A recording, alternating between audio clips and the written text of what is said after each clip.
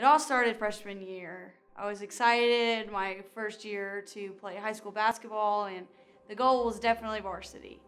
And as basketball season came, I made varsity, which was such an incredible honor as a freshman. About mid-season, we were playing in practice, and just after a couple of events, a knee brace landed in my back.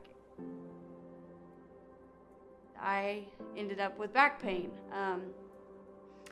And we thought it was like no big deal, just take some pain meds. It's not gonna be anything major. That's what we thought.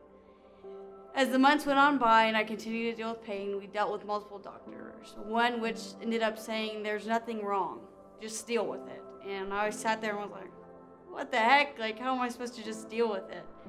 Multiple back injections with steroids and medications and lots of whys, and sophomore year came and passed and still did not get to play. And then junior year came around. First day of basketball practice, it just flared up again and I was devastated. I went home and I cried for hours because I was like, this is my chance, junior year, come back, and it didn't happen. So after a lot of asking God why me, why am I having to deal with this? I mean, it was 24/7 chronic back pain. It never stopped.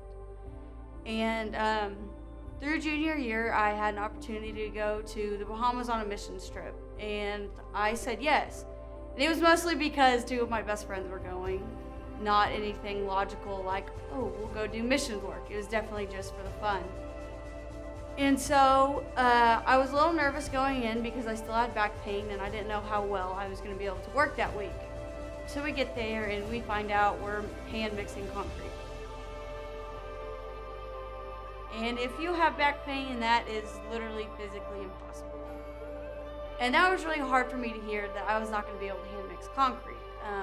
So I ended up painting all that week, and throughout that week I felt so useless. Like, what is painting going to do for someone? Like, my teammates are working hard and sweating and mixing concrete, and I'm over here painting trim.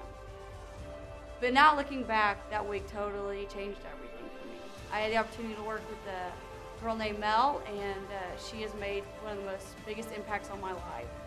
She poured so much into me during those hours upon hours of painting, and because of that, I am where I am today. Thursday night of the trip, we had a night where we could lay whatever we wanted to on the cross and what we wanted to leave in the Bahamas.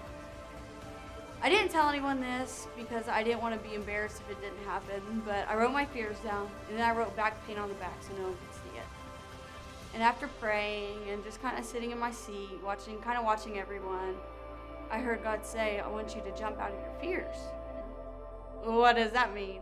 So I go to the back of the chapel, and he said, Hannah, I want you to jump.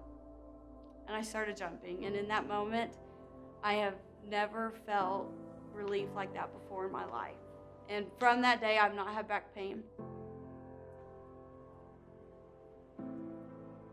And in that moment, I realized how much God loved me. Throughout those 2 years, I really struggled with God's love. Like, how could God love me? Why doesn't he heal me from this? And that's why I wear a necklace that says love on it. It's because God's love totally transformed my life.